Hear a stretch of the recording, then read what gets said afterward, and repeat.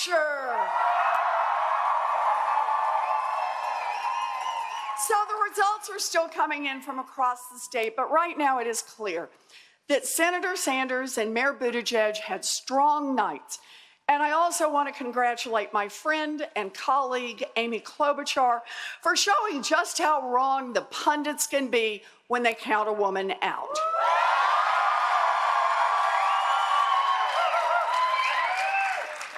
But since we are here tonight among family and friends, I also want us to be honest with ourselves as Democrats. We might be headed for another one of those long primary fights that last for months. We're 2 states in, with 55 states and territories to go. We still have 98% of our delegates for our nomination up for grabs, and Americans in every part of the country are going to make their voices heard. That's right. The question for us Democrats is whether it will be a long, bitter rehash of the same old divides in our party, or whether we can find another way. Senator Sanders and Mayor Buttigieg are both great people, and either one of them would be a far better president than Donald Trump. I respect them both. But the fight between factions in our party has taken a sharp turn in recent weeks, with ads mocking other candidates and with supporters of some candidates shouting curses at other Democratic candidates. These harsh tactics might work if you are willing to burn down the rest of the party in order to be the last man standing. They might work if you don't worry about leaving our party and our politics worse off than how you found it. And they might work if you think only you have all the answers and only you are the solution to all our problems. But if we're going to beat Donald Trump in November, we are going to need huge turnout within our party. And to get that turnout, we will need a nominee that the broadest coalition of our party feels like they can get behind.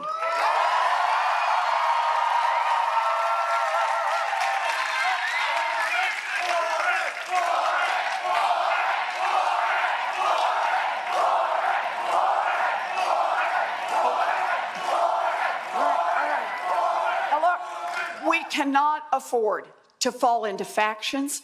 We can't afford to squander our collective power. We win when we come together. You know, the Reverend Jesse Jackson once said, "It takes 2 wings to fly." And I think he's right.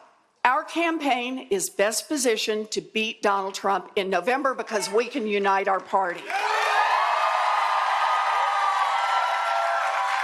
We can unite this party and this country by mobilizing people behind ideas that are not only popular with huge majorities of the American people, but that also accomplish structural change for our broken government and our rigged economy.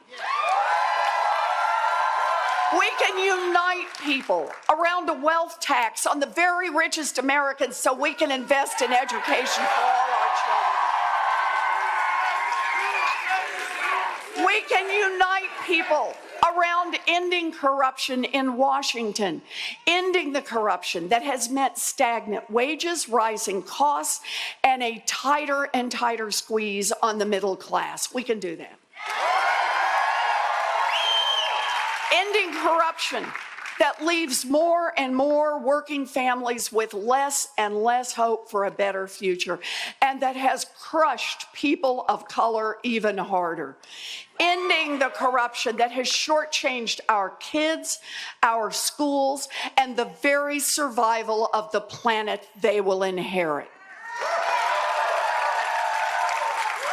Families in America today are running out of time. We have faced decades of shrinking opportunity, decades of rising inequality, decades of a widening racial wealth gap. Big business has captured and used government to serve its own interests at the expense of smaller businesses and the expense of the American people. I believe in markets, but markets without rules are theft. Markets without rules perpetuate racial discrimination. And for too long, the rules have been rigged against people who just want a level playing field. 2020 is our time to change who makes the rules.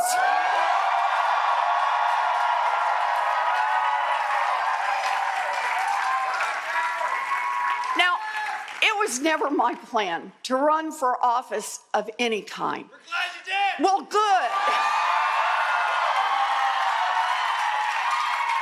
But not my plan. And I have been in this fight, though, this fight for working families for decades. I fought credit card companies as they tried to trick and track consumers. I fought our own banking regulators to hold them accountable during the financial crash.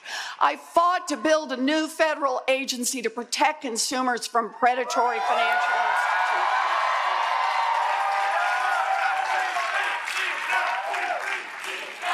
And I got in this fight. I ran for office because I saw that families were being squeezed harder than ever, and too many politicians were not getting enough done. I'm here to get big things done.